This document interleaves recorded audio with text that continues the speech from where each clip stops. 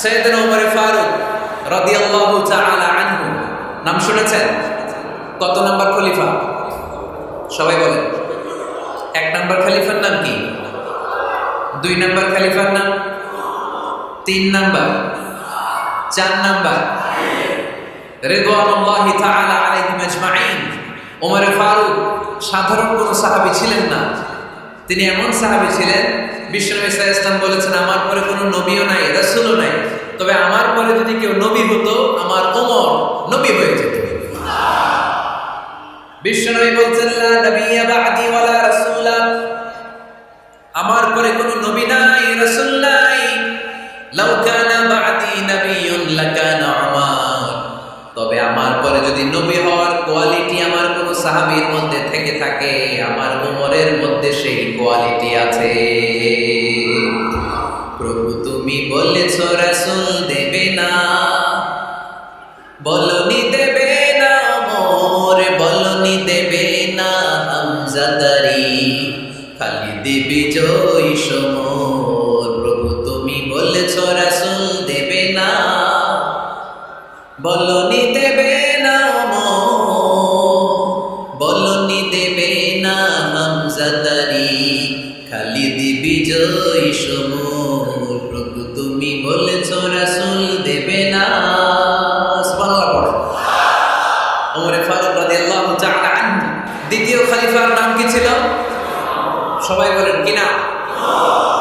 সাইয়েদনা ওমর ফারুক রাদিয়াল্লাহু তাআলা আনহু। ওনারে মুনাফিকরা খুব ভয় পেত। কারা? মুনাফিক চিনেন তো? ভিতরে বাইরে আরেক, তার নাম? সবাই বলেন, ভিতরে বাইরে আরেক, তার নাম মুনাফিক। ইউযহিরু খিলাফা মা ইউবতিন, আরবিতে কি বলে? ইউযহিরু খিলাফা মা ইউবতিন, প্রকাশ করে একটা, ভিতরে আরেকটা। ভিতরে এক, বাইরে আরেক, তার নাম? সবাই বলেন, ভিতরে এক, বাইরে আরেক, তার নাম? আমরা কি মুনাফিক হতে চাই? এরা যখন যে সুবিধাজনক অবস্থানে থাকে তখন তার সাথে থাকে। ডান দিকে যে বলে আপনি ভালো, আমি আপনার দলের লোক, বায়ে যে বলে আরে না এটা খারাপ, আপনি ভালো, আমি আপনার দলের লোক, এরকম আসলে নাই? যখন যে ক্ষমতায় তখন তারে তেল মারে, যেদিকে বৃষ্টি আর তুফান ওইদিকে ছাতা ধরে, আসলে নাই? বাংলাদেশে একটা গান চলছিল কিছুদিন, শুনতাম, মধু হই হই বিষ হাবাইলা। সূরাতুল মুনাফিকুনের তাফসীর বোঝানোর জন্য এটা আমার জন্য খুব সহজ ছিল। মধু হই হই বিষ হাবাইলা, বলে মধু, বলে কি? বাটির মধ্যে নিয়ে আসছে, বলে এটা মধু, বলে কি? আসলে এটা কি? জোরে বলেন। আমরা কি মুনাফিক হতে চাই? না। আমরা কি হতে চাই? মুনাফিকরা হচ্ছে এদিকেও যায় না, আবার ওদিকেও যায় না। মুযাবযাবিন, they all the time long in dilemma, they don't know where to go, they don't know where to proceed, কোন দিকে যাবে জানে না, ডানেও না বায়েও না, নেহি এদার নেহি ওদার, দরমিয়ান মে সাদার বাদার। এরকম আছে না? উপর দিয়ে ফিটফাট, ভিতর দিয়া সদরঘাট। সদরঘাট এখনো ফিটফাট হয় নাই। তো মুনাফিকের অবস্থা হচ্ছে উপরে ফিটফাট, ভিতরে সদরঘাট। আমরা কি মুনাফিক হতে চাই? কি হতে চাই? মুমিন হতে চাই। এই মুনাফিকের দলগুলো মদিনাতুল মুনাওয়ারাতে ওমর ফারুককে খুব ভয় পেত। ওমর ফারুককে দেখলে তারা থারথার করে কাঁপত। শুধু মুনাফিকরাই নয়, খোদ ইবলিস শয়তানও সাইয়েদনা ওমর ফারুককে দেখলে ভয় পেত। আমরা আমাদের ছেলে মেয়েদেরকে যদি খাবার না খায়, আমরা কি বলি? আম্মু খাবার খাও, কি আসবে? ভূত আসবে, বিড়াল আসবে, বাঘ আসবে, এগুলো গাজীপুরে বলে না বলে? আপনাদের ছোট্ট মেয়েটা যদি রাত্রে খেতে না চায়, আপনারা লোকমা তুলে কি বলেন? এই তাড়াতাড়ি খাও, কি আসবে? ভূত, ভূত আসবে। তো মদিনার সমাজে মদিনার ছোট্ট কচি কাঁচা সোনারমণিরাও রাতে খেতে চাইতো না। মদিনাতুল মুনাওয়ারার মায়েরা রাত্রিবেলা খাবার নিয়ে বাচ্চাদেরকে বলতো, মা তাড়াতাড়ি খাও, হা হুয়া ইয়াতি উমর, ওই যে উমর আসতেছে, উমর। ইসলামের দ্বিতীয় খলিফা, আশাদ্দুহুম ফি আমরিল্লাহি উমর। আল্লাহর জমিনে আল্লাহর দ্বীন বাস্তবায়নের জন্য সবচেয়ে শক্তিশালী ছিল ওমর। চিল্লায় পড়েন সুবহানাল্লাহ। এই ওমর ফারুক রাদিয়াল্লাহু তাআলা আনহু যে রাস্তা দিয়ে হাঁটতো, শয়তান ওই রাস্তা রেখে দিয়ে অন্য রাস্তা দিয়ে হাঁটতো।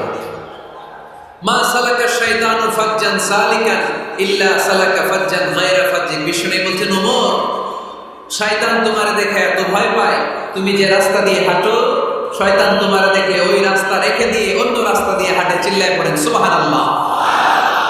সাইয়েদনা ওমর ফারুক মসজিদে নববীর ইমাম, মসজিদে নববীর কি ইমাম। আপনারা শুনতেছেন? এই ছেলেরা বসে যাও, বসে যাও, বসে যাও, বসে যাও। সাইয়েদনা ওমর ফারুক মসজিদে নববীর ইমাম। এদিকে তাকান, আমার দিকে তাকান, আমার দিকে তাকান। উনি প্রত্যেক নামাজের ইমামতি করতে আসতেন মসজিদে নববীতে। জোহরের নামাজে ইমামতি করলেন, ইমামতি করে দেখলেন নামাজ শেষ, সবাই বের হয়ে চলে যায়। এটাই ইসলামের নিয়ম, ঠিক কিনা? ফাইদা কুদিয়াতিস সালাতু ফান্তাশিরু ফিল আরদ ওয়াবতাগু মিন ফাদলিল্লাহ।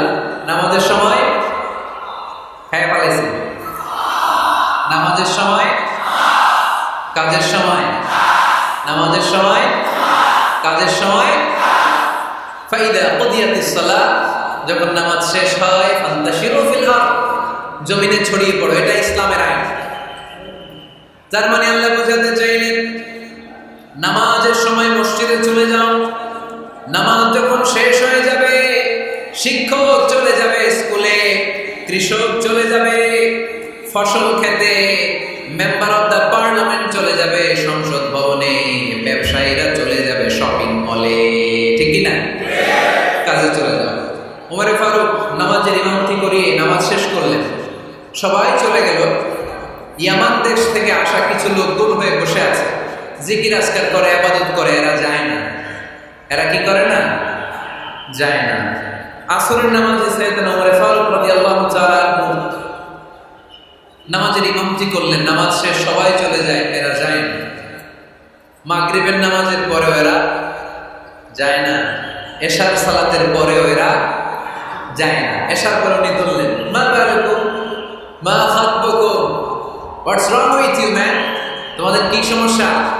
জোহর, আসর, মাগরিব, এশা প্রত্যেক সালাতের পরে সবাই যার যার কাজে চলে যায়, তোমরা যে যাও না, বাড়ি কই?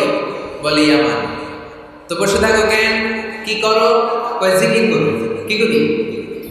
কি করি? জিকির আজকার করি, তাসবিহ তাহলিল করি, ইবাদত করি। তো তোমরা যে যাও না, তোমাদের খাবার দেয় কে? খাবারের ব্যবস্থা হয় কোথা থেকে? তারা বলল, আমাদের জিকির দেখে, আমাদের বুজুর্গি দেখে আশেপাশের লোকেরা পাতিল ভরে খাবার নিয়ে আসে, ওই খাবার আমরা খাই। নাহনু আল মুতাওয়াক্কিলুনা আলাল্লাহ, আমরা আল্লাহর উপর তাওয়াক্কুল করে এখানে বসে থাকি। ওমর ফারুক বললেন, সর্বনাশ, তোমরা যদি মুতাওয়াক্কিলুনা আলাল্লাহ হও তাহলে কেমন হও? তোমরা তো মুতাওয়াক্কিলুনা আলাল্লাহ নাও, তোমরা হচ্ছে আল মুতাওয়াক্কিলুন বা'দুকুম আলা বা'দ, আল্লাহর উপর তাওয়াক্কুলকারী নাও। তোমরা যারা পাতিলের মধ্যে করে খাবার নিয়ে আসে তাদের উপর তাওয়াক্কুল করে বসে আছো, ঠিক কি না? তোমাদের জিকিরও চলে, আবার মাথায় টেনশনও চলে, পাতিল কি ছোট আসবে না বড় আসবে? খাবারে আমার ভাগেরটা থাকবে কি থাকবে না, টেনশন আছে না নাই? কারণ অন্যের উপর নির্ভরশীল।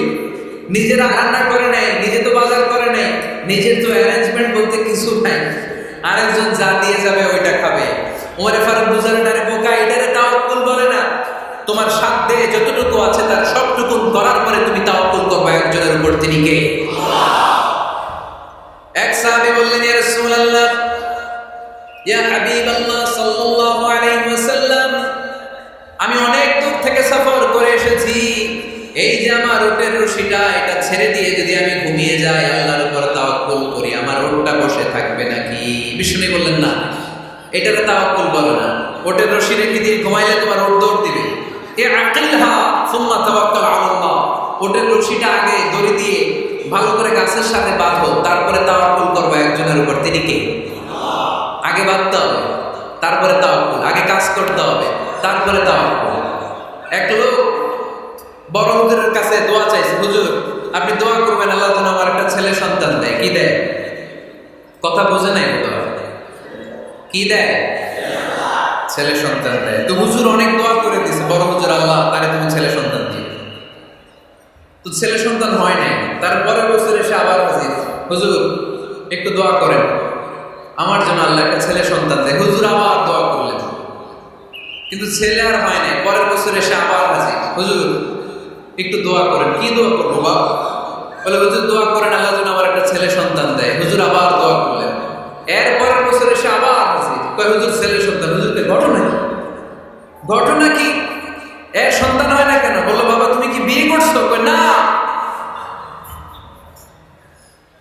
তোমরা বিয়ে না করলে তো সন্তান হবে কোত্থেকে? আগে তো বিয়ের পর্বটা সার, তারপরে তাওয়াক্কুল করবি কার উপর?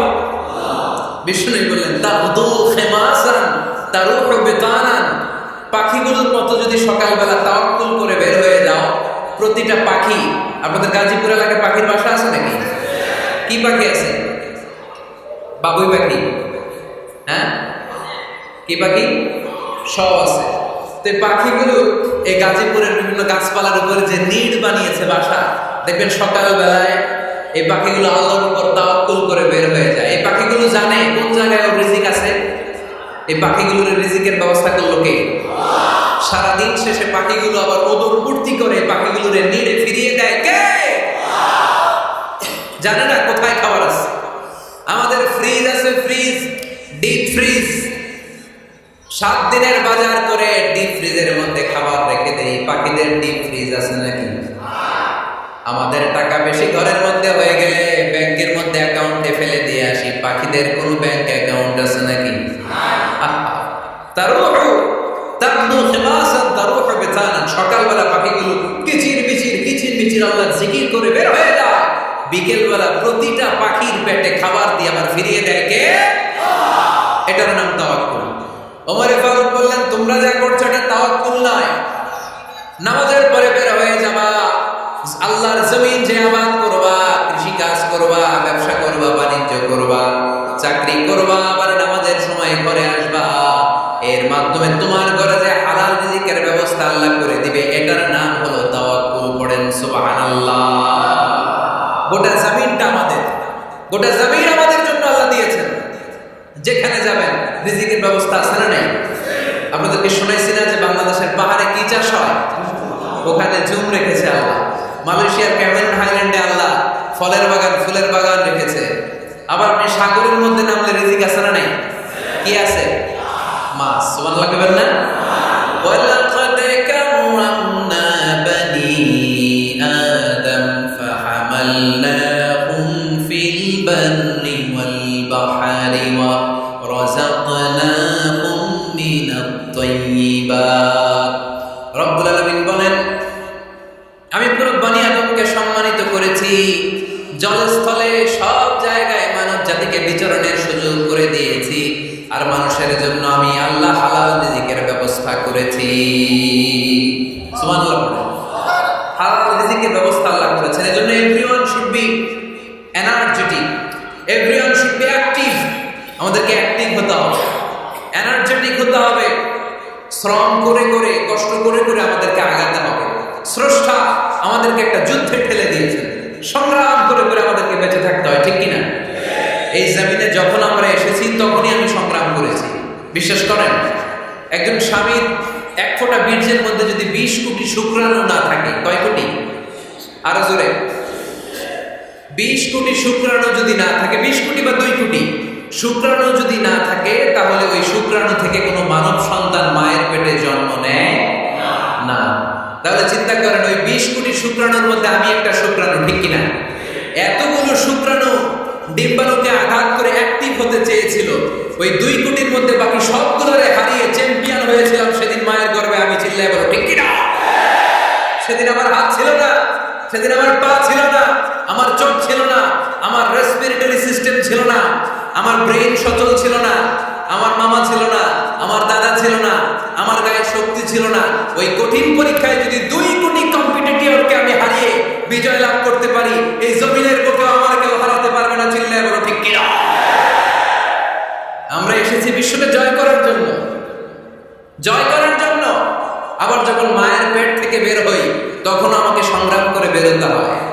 এইখানে তোমরা আমার ছোট্ট সোনামণিরা সিজারে হয়েছে কারা কারা দেখি সিজারে, যে হুজুর আমি সিজারে পৃথিবীতে এসেছি, হাত তোলো।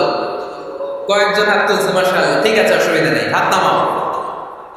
এটা একটা প্রাকৃতিক নিয়ম, মায়ের পেট থেকে পৃথিবীতে আমরা এভাবে আসি। কেউ প্রাকৃতিক পদ্ধতিতে আসি, কেউ সিজারে আসে। যারা সিজারে আসছে তারা এই কষ্টটা সহ্য করে নাই, তাদের অন্য ধরনের স্ট্রাগল পৃথিবীতে আসার পরে। কিন্তু আমরা যারা নর্মাল প্রসেসে এসেছি সেই সময়টার কথা খেয়াল করেন। আমাদের দেহের সাইজ অনেক বড়, আমাদের ওজন অনেক বেশি, কিন্তু আমাদের মায়ের যেই অঙ্গটা দিয়ে আমরা পৃথিবীতে এসেছি ওই জায়গাটা বড় সরু, খুব ছোট্ট একটা জায়গা দিয়ে এই বিশাল দেহ নিয়ে আমাকে সংগ্রাম করে আসতে হয়েছে, ঠিক কিনা? এবং এটা ল্যাবরেটরিক্যালি প্রুভড, সায়েন্টিফিক্যালি অ্যাটাস্টেড যে এটা একজন বাচ্চার জন্য, নবজাতক নিউবর্ন বেবির জন্য খুবই স্বাস্থ্যকর, খুবই হেলদি। কারণ এই ছোট্ট জায়গাটা দিয়ে, মায়ের এই ছোট্ট অঙ্গ দিয়ে আমরা যে পৃথিবীতে আসি, আমাদেরকে একটা চাপ সহ্য করতে হয়। ওই চাপের কারণে আমার নাকের ভিতরে, কানের ভিতরে যে ধরনের দূষিত গ্লিসারিন আছে, পদার্থ আছে, এগুলো সব বের হয়ে যায়। আর এই প্রচন্ড চাপটা আমাদের দেহটাকে কর্ম সহিষ্ণু হয়ে গড়ে তুলতে সাহায্য করে। সুবহানাল্লাহ। সেই দিন আমরা স্ট্রাগল করে পৃথিবীর বুকে এসেছিলাম। যেদিন মায়ের পেট থেকে যুদ্ধ করে আমাকে পৃথিবীতে আসতে হয়েছে, ওই দিন আমার কান ছিল, এখনকার মতো কানের শক্তি ছিল, এখন যে হাতে শক্তি ওই শক্তি ছিল। ওই কঠিন পরিস্থিতিতে যদি আমি সংগ্রাম করে টিকে থাকতে পারি, বর্তমান সময়ে আমাদেরকে কেউ আটকায় রাখতে পারবে না, পারবে না। ইন্নাকা কাদিহুন ইলা রাব্বিকা কাদহান ফামুলাকি। আল্লাহ বললেন, ও বনি আদম, তোমাকে কষ্ট করতে করতে আমার কাছে আসতে হবে। আবার আল্লাহ বললেন, লাকাদ খালাকনাল ইনসানা ফি কাবাদ। আমি বনি আদমকে, দুনিয়ার সবগুলো মানুষকে কর্মসহিষ্ণু করে তৈরি করেছি। সুবহানাল্লাহ। কর্মসহিষ্ণু, আমাদের এক একজন মানুষ যে আমরা কতটা কষ্ট আর ধৈর্য সহ্য করতে পারি আপনি কল্পনা করতে পারবেন। নর্মাল প্রসেসে আমাদের মা যেদিন আমাদেরকে ডেলিভারি দিয়েছিলেন, তখন আমাদের মা 57 ইউনিট প্লাস। সুস্থ মানুষ ব্যথা সহ্য করতে পারে 45 ইউনিট। কত ইউনিট? কিন্তু আমাদের মা যেদিন আমাদেরকে দুনিয়ার বুকে এনেছিলেন, সেদিন আমার মা, আপনার মা ব্যথা সহ্য করেছিল 57 ইউনিট প্লাস, 57 ইউনিটেরও বেশি। এই ব্যথাটা সাধারণ কোনো ব্যথা নয়। একটা অ্যাক্সিডেন্টে আপনার দেহের 20টা হাড় বা হাড়টি ভেঙে গেলে যত ব্যথা, তার চেয়েও বেশি ব্যথা আমার মা সহ্য করেছিলেন। আমার মাকে ওই দিন এই ব্যথাগুলো সহ্য করার তৌফিক দিয়েছিলেন কে? তাহলে কি পরিমাণে কষ্ট সহিষ্ণুতার, কর্ম সহিষ্ণুতা নিয়ে যে আমরা জন্মাই, আমাদের কোনো ধারণাই নাই। এজন্য আমি প্রায় বলি, ছেলে মেয়েদেরকে, সন্তানকে ননির পুতুল করে গড়ে তুলবেন না, ছেলে মেয়েদেরকে কষ্ট সহিষ্ণু করে গড়ে তোলেন। প্রতিকূল পরিবেশে কি করে নিজের অস্তিত্ব জানান দিতে হয়, এমন করে আমরা আমাদের মুসলমান সন্তানদেরকে গড়ে তুলবো। চিল্লায় বলেন ঠিক কিনা? লাকাদ খালাকনাল ইনসানা ফি কাবাদ। আমি মানুষকে দুঃখ কষ্টের মধ্যে তৈরি করি। আমরা বলছিলাম কাজের সময়, আরো জোরে বলতে হবে, কাজের সময়, নামাজের সময়, আর ভরসা করতে হবে একজনের উপর, তিনি কে? কাজে কোনো লজ্জা আছে? লজ্জা কিসে? অলসতায়। আমরা অলস হতে চাই না। রাসূল বাত্তালে দুকানুশ শয়তান, অলস মস্তিষ্ক শয়তানের আড্ডাখানা। আমরা নিজের পায়ে দাঁড়াতে চাই, আমরা স্বাবলম্বী হতে চাই, আমরা সাস্টেইনেবল ডেভেলপমেন্ট গোলের পক্ষে, আমরা মিলেনিয়াম ডেভেলপমেন্ট গোলের পক্ষে, আমরা বাংলাদেশকে উন্নতির শিখরে নিয়ে যাওয়ার পক্ষে। চিল্লায় বলেন ঠিক কিনা? আমরা আগে দুনিয়ার কল্যাণ চাই, এটা ইসলামের নিয়ম।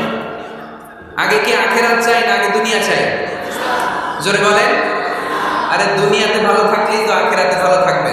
এজন্য আল্লাহ আমাদেরকে শিখালেন, পড়া, রব্বানা আতিনা ফিদ দুনিয়া হাসানা ওয়া ফিল আখিরাতি হাসানা ওয়া কিনা আযাবান নার। আয় আমাদের রব, এই দুনিয়ার বুকে আপনি আমাদেরকে কল্যাণ দেন, আখিরাতের বুকে আপনি আমাদেরকে কল্যাণ দেন, আগুনের শাস্তি থেকে আল্লাহ আপনি আমাদেরকে বাঁচিয়ে দেন। পড়ে না আমিন। তাহলে আগে দুনিয়া, তবে দুনিয়াকে হৃদয়ে স্থান দেওয়া যাবে না। দুনিয়াকে বশ করে হাতে নিব, কিন্তু হৃদয়ে থাকবে আখিরাত। জোরে বলতে হবে ঠিক কিনা? নিজ হাতে উপার্জিত সম্পদের চেয়ে শ্রেষ্ঠ কোনো সম্পদ আর হতে পারে না। আমার দিনমজুর ভাইয়েরা, কুলি মজুর ভাইয়েরা, রিক্সাওয়ালা ভাইয়েরা, ফ্যাক্টরি ওয়ার্কার যারা, আপনারা আল্লাহর কাছে অনেক সম্মানিত। আপনাদের উপার্জন হালাল। আপনাদের এক পা এমনি জান্নাতে ঢুকে আছে। এখন শুধু এক পা ঢুকাইলে চলবে? পা কয়টা? আরেকটা ঢুকানোর দরকার আছে না নাই? আপনাদের উপার্জন হালাল। আপনারা 5 ওয়াক্ত সালাত পড়বেন, মানুষের হক নষ্ট করবেন না, আব্বা আম্মার দোয়া নিবেন, দ্বিতীয় পাটাও জান্নাতে ঢুকাই দিবে কে? মা আকালা আহাদুন তাআমান কাত্তু খায়রুম মিন আইয়াকুলা মিন আমালি ইয়াদিহি। নিজের হাতে উপার্জিত সম্পদের যে খাবারের যে শ্রেষ্ঠ সম্পদ আর হতে পারে? আমার রিকশাওয়ালা ভাই, তার উপার্জন হালাল না হারাম? আমার কুলি মজুর ভাই, উপার্জন হালাল না হারাম? মাথার ঘাম পায়ে ফেলে ফ্যাক্টরি ওয়ার্কাররা যে বেতনটা পায়, এটা হালাল না হারাম? তাদের দোয়াকে কবুল করে নিবে কে? এজন্য যুবক ভাইরা, never under estimate any job. কোন জবকে, কোন চাকরিকে ছোট করে দেখার সুযোগ নাই। কারণ আমার উপার্জন হালাল হলে ওই হালাল উপার্জনে বরকত দিবে কে? Whether it's the small or big, you don't care. এটা তোমার কেয়ার করার দরকার নেই। চাকরি পেলেই একটা ঢুকে যাবা, চাকরি পেলেই ঢুকে যাবা। কারণ আমাদের চাকরির বাজার মন্দা। আমাদের বাংলাদেশ, ভারতে কোন একটা চাকরির জন্য চেয়েছে 8 পাস, ওইখানে অ্যাপ্লাই করে ডক্টরেট ডিগ্রি দাঁড়িয়ে আসে না নাই? এত কষ্ট করে চাকরি পাওয়া পৃথিবীর কোথাও লাগে না। কারণ আমাদের পপুলেশন বেশি, তাই চাকরির জন্য আমাদের বসে থাকা লাগবে না। আমাদেরকে উদ্যোক্তা হতে হবে, আমাদের এন্টারপ্রেনার হতে হবে। শুরুতে যেটা বলেছিলাম, আমাদের আইডিয়াকে কাজে লাগাতে হবে, ঠিক কিনা? আর যাই করবো আমরা ভালোভাবে করবো। ভালোভাবে করলে ওই কাজে বরকত দেয় কে? ভালোভাবে করার জন্য আল্লাহ তাআলা সূরাতুল মুলকে আমাদেরকে গাইডলাইন দিয়েছেন। রব্বুল আলামিন বলেন, আল্লাযী খালাকাল মাউতা ওয়াল হায়াতা লিয়াবলুয়াকুম আইয়ুকুম আহসানু আমালা। তিনি এমন সত্তা যিনি তোমাদের তৈরি করেছেন, জীবন আর মৃত্যুকে তৈরি করেছেন এই জিনিসটা পরীক্ষা করবার জন্য। তোমাদের মধ্য থেকে কে ভালোভাবে কাজ করে? সুবহানাল্লাহ। কে বেশি আমল করে? আল্লাহ এটা বলছে নাকি কে ভালো আমল করে? যদি বেশি আমল করার কথা আল্লাহ বলতো, তাহলে এই আয়াতটা হতো লিয়াবলুয়াকুম আইয়ুকুম আকসারু আমালা। কিন্তু আল্লাহ কি এই আয়াতে আকসারু আমালা বলেছে? আলেম যারা আছেন তারা আমার সাথে সাথে বলেন, আল্লাহ কি আকসারু আমালা বলেছে? আল্লাহ কি বলেছে? লিয়াবলুয়াকুম আইয়ুকুম আহসানু আমালা। কে ভালো করে কাজ করে। With professionalism. আপনি যেটাই করেন না কেন, আপনাকে প্রফেশনালিজমের সাথে করতে হবে, তাহলে ওই কাজে বরকত দিবে কে? ছোট হোক বড় হোক, এটা কোনো সমস্যা? যাই করি না কেন কিভাবে করব? ভালোভাবে। আওয়াজ করে বলেন, কিভাবে করব? যে কোনো কাজ করো না ভাই, যে কোনো কাজ করো, তা যেন হয় সবার চেয়ে সবচেয়ে সুন্দর। যে কোনো কাজ করো না ভাই, যে কোনো কাজ করো, তা যেন হয় সবার চেয়ে সবচেয়ে সুন্দর। হোক না সেটা পড়া লেখা, রঙের ভাষায় ছবি আঁকা। হোক না সেটা পড়া লেখা, রঙের ভাষায় ছবি আঁকা। হোক না সেটা সামান্য কাজ কিংবা মহত্তর, তা যেন হয় সবার চেয়ে সবচেয়ে সুন্দর।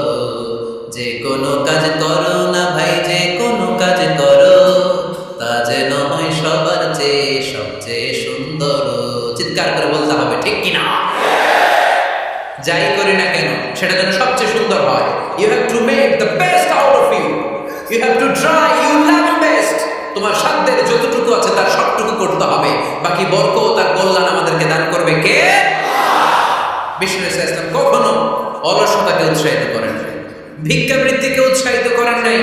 তিনি পরিশ্রমকে অ্যাপ্রিশিয়েট করেছেন। এক সাহাবী রাদিয়াল্লাহু তাআলা আনহু এসে বললেন, ইয়া রাসূলুল্লাহ, আমাকে কিছু দান করেন। আ'তিনি শাইআন।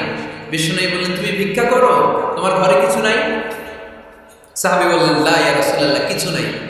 বিষ্ণু ইসলাম আবার প্রশ্ন করলেন, কিছুই নাই? সে বললেন, হ্যাঁ আছে। কি আছে? একটা জামা আছে, জামা, আর আছে একটা পানি খাওয়ার জগ। দুইটা জিনিস আছে, একটা কি আর একটা পানি খাওয়ার জগ। বিষ্ণু বললেন, দুইটা নিয়ে আস। সাহাবী রাদিয়াল্লাহু তাআলা জামার জগ নিয়ে এসে বিষ্ণু ইসলামের হাতে দিলেন। বিষ্ণুনবী জামার জগটা ধরে বললেন, মাইয়াশতারি হাদাইন, কে আছো আমার সাহাবীদের মধ্যে এই দুইটা জিনিস কিনতে চাও? এক সাহাবী দাঁড়িয়ে বললেন, ইয়া রাসূলুল্লাহ, ইয়া হাবিবাল্লাহ, আনা আশতারি হিমা বিদিরহাম। এই দুইটা জিনিস, একটা জামা, একটা পানি খাওয়ার জগ, আমি 1 দিরহাম দিয়ে কিনে নিতে চাই। পড়েন সুবহানাল্লাহ। বিশ্বনবী বললেন, 1 দিরহাম তো কম হয়ে যায়, 1 দিরহামের চেয়ে বেশি দিয়ে কেনার মতো যদি কেউ থাকে একটু হাত তোলো। মাইয়াজিদু আলা যালিক, এর চেয়ে বেশি দাম দিয়ে কেনার মতো কেউ আছে নাকি? আরেক সাহাবী হাত তুলে বললেন, ইয়া রাসূলুল্লাহ, ইয়া হাবিবাল্লাহ, আশতারিহিমা বিদিরহামাইন, আমি 1 দিরহাম নয়, আপনার সম্মানে 2 দিরহাম দিয়ে জিনিসগুলো কিনে নিতে চাই। 2 দিরহাম। বিষ্ণু বললেন, ওকে ফাইন, ডান, 2 দিরহামে বিক্রি হয়ে যাবে, দিয়ে দেওয়া হলো। 2 দিরহাম নিয়ে বিষ্ণু ইসলাম ওই আগন্তুক ভিক্ষুক সাহাবীর হাতে দিয়ে বললেন, যাও, 1 দিরহাম দিয়ে তোমার পরিবার পরিজনদের জন্য খাবার কিনে নিয়ে যাও, আর 1 দিরহাম দিয়ে একটা কুঠার কিনে নিয়ে আসো। কি কিনে নিয়ে আসো? সবাই বলেন। কুঠার চিনেন আপনারা? কুঠার দিয়ে কি করে? গাছ কাটে। ওই সাহাবী আর 1 দিরহাম দিয়ে একটা কুঠার কিনে নিয়ে আসে। বিশ্বনবী সাল্লাল্লাহু আলাইহি ওয়াসাল্লাম নিজ হাতে ওই কুঠারের একটা হাতল লাগাই দিলেন। সুবহানাল্লাহ পড়তে পারলেন না মজা করে? হাতল ছাড়া কুঠার ধরা যায়? ধরা যায়। বিশ্বনবী কাঠের একটা হাতল লাগাই দিলেন। এই হাতলটা দিয়ে বিশ্বনবী বললেন, try to imagine the attitude of the last messenger Muhammad sallallahu. He changed the world for the better and made us better creatures. তার নাম কি? কি নাম? He was Muhammad sallallahu alayhi wa sallam. Muhammad, mercy upon mankind, teacher of all mankind, Abul Qasim, ya Habibi, ya Muhammad, ya Shafi'i, ya Muhammad, khairu khalqillahi Muhammad, ya Mustafa, ya Imam al-Mursalin, ya Mustafa, ya Shafi'i al-alamin. পড়েন সবাই, ya Mustafa, ya Imam al-Mursalin, ya Mustafa, ya Shafi'i al-alamin. He taught us to be just and kind, and to feed the poor and hungry, help the wafer and the orphan child, and to not be cruel and miserly. His speech was soft and gentle, like a mother stroking her child. His mercy and compassion were most radiant when his smile was Muhammad sallallahu alayhi wa sallam. Muhammad, mercy upon mankind, teacher of all mankind, Abul Qasim, ya Habibi, ya Muhammad, ya Shafi'i, ya Muhammad, khairu khalqillahi Muhammad. পড়েন সবাই, ya Mustafa, ya Imam al-Mursalin, ya Mustafa, ya Shafi'i al-alamin, ya Mustafa, ya Imam al-Mursalin, ya Mustafa, ya Shafi'i al-alamin. Muhammad, সুবহানাল্লাহ পড়েন। He was Muhammad sallallahu alayhi wasallam. জঙ্গলে যে কাঠ কাটো, লাকড়ি বানাও, বাজারে যে বিক্রি করো, লা ইয়াহতাতিবা আহাদুকুম হাজমাতান ফি যাহরিহি খায়রুম মিন আন ইয়াসআলা আহাদান ফায়ু'তিয়াহু আও ইয়ামনাহু। যাদের গায়ে জোর আছে, শক্তি আছে, পরিশ্রম করে লাকড়ির বোঝা পিঠে নিয়ে বাজারে বিক্রি করা অনেক ভালো কারো কাছে হাত পাতার চেয়ে। কারণ তুমি হাত পাতলে লোকজন তোমার দিতেও পারে, নাও দিতে পারে, কিন্তু পরিশ্রম কখনো বৃথা যায় না। What is the moral of the story? রাসূল সাল্লাল্লাহু আলাইহি ওয়াসাল্লামের প্রফেটিক স্টোরি থেকে আমাদের শিক্ষা কি? বিশ্বনবী বললেন, যাও লা উরিদু আন আরাকা 15 আইয়াম, সামনের 15 দিন আমি যেন আমার চোখ দিয়ে তোমার আমার আশেপাশে ঘুরঘুর করতে না দেখি। সাহাবী চলে গেলেন, কাট কাটতে আরম্ভ করলেন, বাজারে বিক্রি করতে আরম্ভ করলেন। 15 দিনের ব্যবধানে 10 দিরহাম নিয়ে বিশ্বনবীর দরবারে ওই সাহাবী হাজির হয়ে গেলেন। 10 দিরহাম নিয়ে হাজির হয়ে গেলেন। এসে বললেন, ইয়া রাসূলুল্লাহ, ইয়া হাবিবাল্লাহ, আমি আর দরিদ্র নাই, আমি আর ভিক্ষা করি না, আমি নিজের পায়ে দাঁড়িয়েছি, আমি স্বাবলম্বী হয়েছি, আমি অন্যান্য খেটে খাওয়া মানুষের মতো এখন উপার্জন করে আমার ফ্যামিলির চাহিদা মিটাই। পড়েন সুবহানাল্লাহ। What is the moral of the story? এই প্রফেটিক স্টোরি থেকে আমাদের জন্য শিক্ষা হচ্ছে, বিষ্ণু ঈসা ইসলাম চাইলে ওই 2 দিরহাম দিয়ে বলতে পারতেন, যাও এটা দিয়ে খাবার কিনে খাও। দুপুরবেলা খাইতো, রাত্রেবেলা আবার যাকাতের লাইন ধরতো। কথা কম। তার মানে বিষ্ণু ঈসা ইসলাম কাজের প্রতি উৎসাহিত করেছেন। 2 নম্বর লেসন বা শিক্ষা হচ্ছে, বিশ্বনবী সাল্লাল্লাহু আলাইহি ওয়াসাল্লাম পার্মানেন্ট সলিউশন করে দিয়েছেন, স্থায়ী সমাধান। ঠিক কিনা? আমরা প্রায় যাকাতের শাড়ি দেই, লুঙ্গি দেই, আছে না নাই? আলহামদুলিল্লাহ, আপনাদের গাজীপুরে বোধহয় এগুলো নাইটাই, এখানে নাই, আছে। যদি থেকে থাকে এই ট্র্যাডিশন আপনারা বন্ধ করবেন। যাকাতের শাড়ি বলতে কোনো শাড়ি নাই, যাকাতের লুঙ্গি বলতে কোনো লুঙ্গি নাই।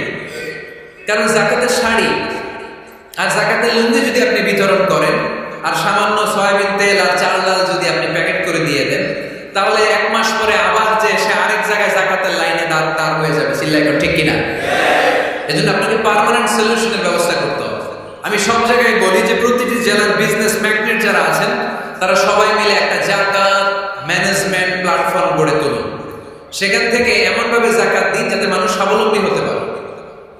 স্বাবলম্বী বানানোর জন্য, দারিদ্র বিমোচনের জন্য যাকাত এসেছে, যাকাতের শাড়ি লুঙ্গি বিতরণের জন্য নয়। আর যাকাতের শাড়ি এত পাতলা, মশারি কি পাতলা, এসো পাতলা। দেখছেন কখনো? এটার একবার ধোয়ার পরে দ্বিতীয়বার পরা যায় না। একবার ধোয়ার পরে শাড়ির দিকে তাকাইলে শাড়ি আঙ্গুলের দিকে বেশি মেরা থাকবে। কথা বলেন, ঠিক কিনা? এইভাবে শাড়ি লুঙ্গি দেওয়া যাবে? এভাবে তো শাড়ি লুঙ্গি বিতরণ করলে যারা লাইন ধরে যাকাত নিতে আসলো, এই আল্লাহর বান্দাদেরকে অপমান করা হয়। আর আল্লাহ বললেন, ওয়ালাকাদ কাররামনা বানি আদম, আমি পুরো বানি আদমকে সম্মানিত করেছি। ফেরেশতার সম্মান বেশি না মানুষের? বুঝে শুনে বলুন, কার? তুমি মাটির আদমকে প্রথম সৃষ্টি করিয়া ঘোষণা করিয়া দিলে শ্রেষ্ঠ বলিয়া, তাই তো নূরের ফেরেশতা করে আদমকে সেজদা। সুবহানাল্লাহ পড়ে। তাই তো নূরের ফেরেশতা করে আদমকে সেজদা। সবার চেয়ে সম্মান দিলে মাটির আদমকে। পড়েন, আল্লাহু আল্লাহু তুমি জাল্লে জালালুহু, শেষ করা তো যায় না গে তোমার গুণগান। আল্লাহু আল্লাহু, সুবহানাল্লাহ পড়েন। মানুষের মর্যাদা সবচাইতে বেশি। এজন্য যাকাত যারা নিতে আসে তাদেরকে অপমান করা যাবে না। এর কারণ যাকাত দিয়ে আপনি কোনো করুণা করেননি, বরং ওরা যাকাত নিয়ে আপনাকে এই ফরজ ইবাদত করার সুযোগ করে দিয়ে আপনার প্রতি করুণা করে গিয়েছে। আওয়াজ করে বলেন, ঠিক কি না? অনেকে মনে করে আমি যাকাত দিয়ে আমি মনে দয়া করছি, আমি মনে হয় করুণা করছি। আচ্ছা, যারা গরিব ওরা যদি যাকাত না নেয় ওর সমস্যা আছে? নিবো না যাকাত। কিন্তু আমি যদি বলি দিব না, আমার খবর আছে না নাই? আমার জন্য দেয়া ফরজ, ওর জন্য নেয়া ফরজ না। তাই আমি দিয়ে করুণা করিনি, ও আমার কাছ থেকে যাকাত দিয়ে জাহান্নামের আগুন থেকে আমাকে বাঁচিয়ে ও আমাকে দয়া দেখিয়েছে।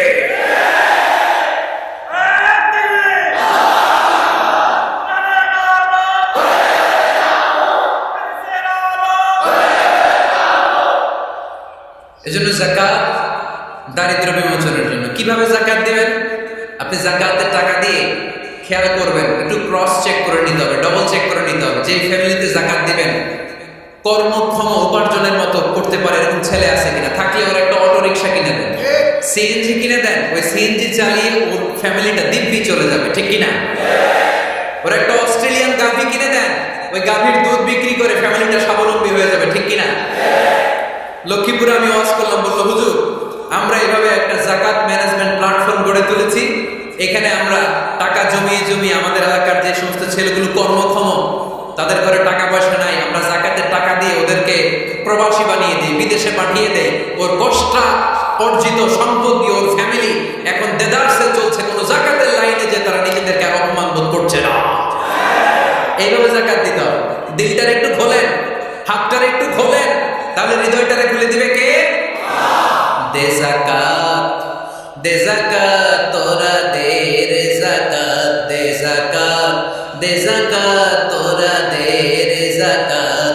তোর দিল খুলবে পরে, আগে খুলুক হাত।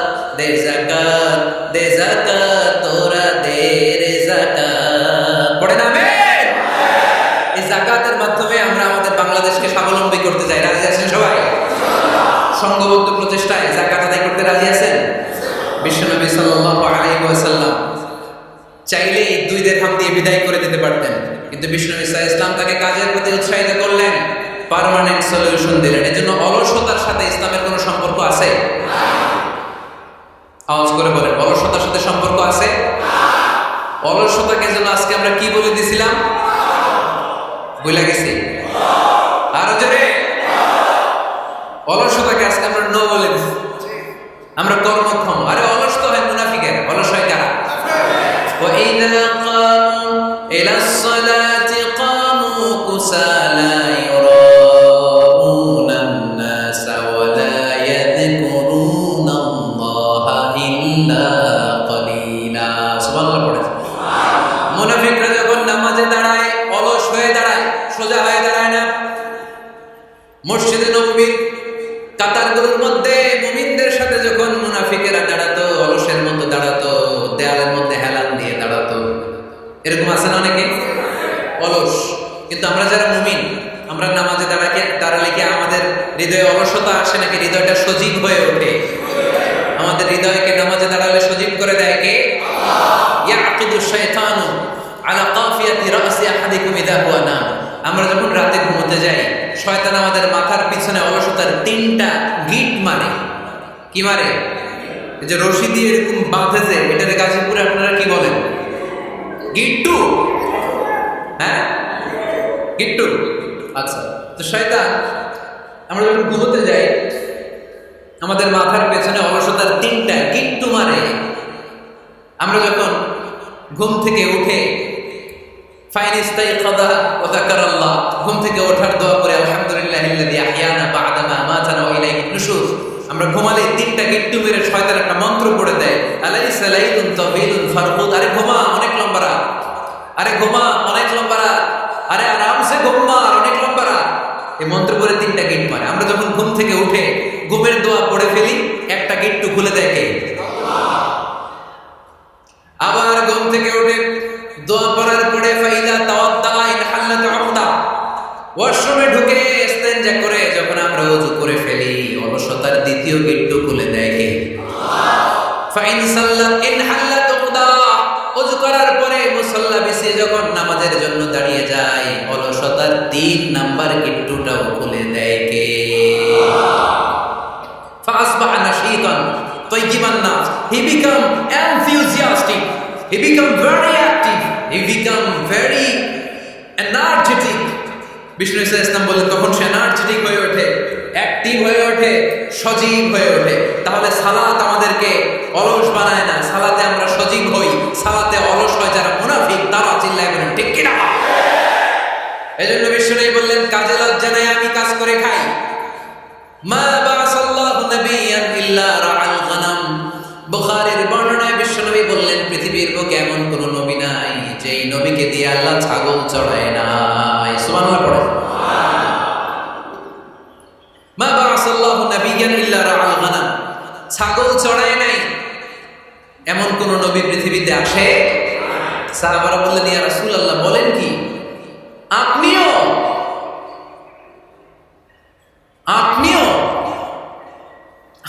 ছাগল ছড়িয়েছেন? বিষ্ণু বললেন না, আমিও। ওয়া ইন্নী কুনতু আরআহা আলা কারারিতি আহলি মক্কা, আমি তো অল্প কিছু পারিশ্রমিকের বিনিময়ে মক্কা শহরের লোকদের ছাগলগুলো চড়িয়ে দিতাম। সুবহানাল্লাহ বলতে অনেক কষ্ট হয়েছে। বিশ্বনবী ছাগল চড়িয়ে খেতেন। কি নবী ছিল আমার! আহা, এত সুন্দর মানুষ, এত পরিচ্ছন্ন মানুষ, ছাগল চড়াতেন। অহংকার করতেন না, বিশ্বনবীর অহংকার ছিল না। সুবহানাল্লাহ। শুধু কি বিশ্বনবী? সব নবীকে দিয়ে আল্লাহ ছাগল চড়িয়েছে। কারণ ছাগল হচ্ছে খুব টেরা একটা প্রাণী, তাই না?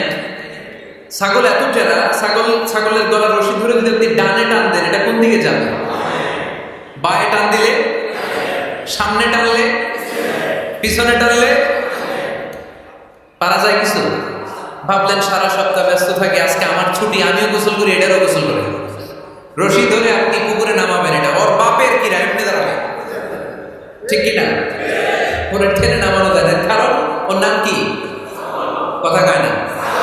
এজন্য আমরা বলি পাগলে কি না কয়, ছাগলে কি না খায়।